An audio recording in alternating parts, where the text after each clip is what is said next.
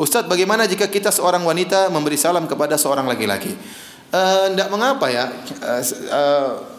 Imam Malik mengatakan dalam Al-Muwatta ya, bahwasanya lelaki kalau ada wanita muda jangan beri salam. Ya. Kalau tua tidak apa-apa. Kenapa takut fitnah? Memang secara umum dalilnya kalau kita baca dalil tentang salam umum, tidak ada pembedaan laki-laki dengan perempuan. Ya. Tidak ada pembedaan laki-laki dengan perempuan. Tidak ada pembedaan antara tua dan muda.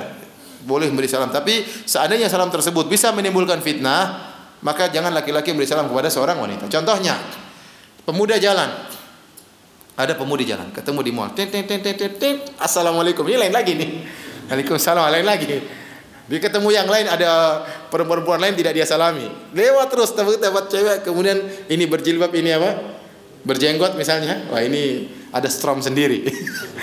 Jadi maksud saya, kalau memang dikhawatirkan menimbulkan fitnah, maka jangan. Tapi kalau tidak menimbulkan fitnah, artinya biasa aja ya.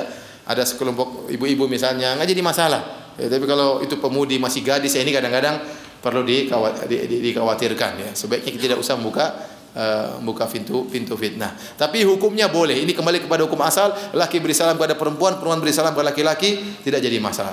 Dan saya sini sampaikan, saya tidak bosan mengulang-ulanginya. Saya katakan bahwasanya interaksi antara laki-laki dan perempuan harus ada batasannya. Tidak boleh tanpa batas. Bahkan termasuk dalam hal SMS-an atau WhatsApp-an. Ya. Memang benar suara wanita bukan aurat. Allah Subhanahu wa taala berfirman, wala takhda'na bil qaul fayatma alladhi fi qalbihi marad wa qulna qawlan karim wa qulna qawlan ma'rufa. Kata Allah Subhanahu wa taala, wahai istri Nabi, janganlah kalian mendayu-dayukan suara kalian, merendahkan suara kalian sehingga lelaki yang punya penyakit di hatinya akan condong. Tetapi ucapkanlah kata-kata yang wajar, yang ma'ruf.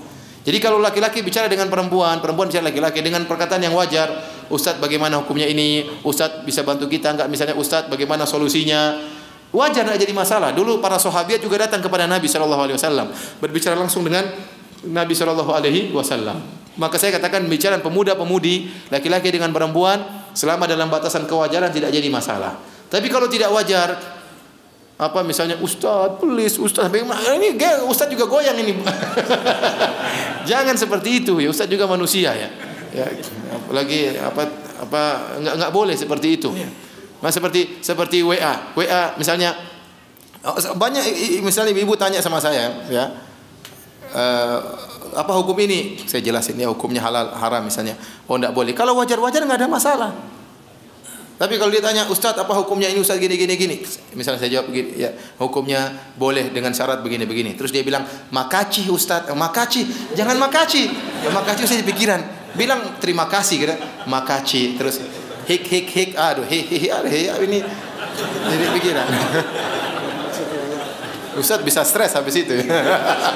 Setelah Ustaz stres, Ustaz buka lihat anunya, profilnya. Oke juga ini, repot. Kita juga manusia. Siapapun dia, Ustaz atau yang lainnya ya. Ya, hati-hati, suara wanita terkadang jadi aurat, terkadang bukan. Asalnya bukan aurat, tapi bisa jadi apa? Aurat tatkala mendayu-dayu. Ya. Karena saya heran kalau ada seorang telepon sama perempuan lama-lama ngapain?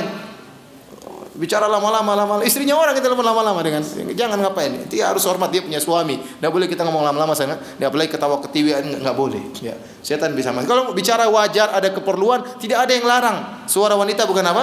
Aurat. Saya pernah kejadian, ya ada seorang telepon dengan seorang akhwat, telepon lama, istrinya orang, bicara masalah pengajian. Ini kejadian nyata. Ya, telepon lama dengan perempuan di samping saya hampir marah. Kamu telepon lama ngapain?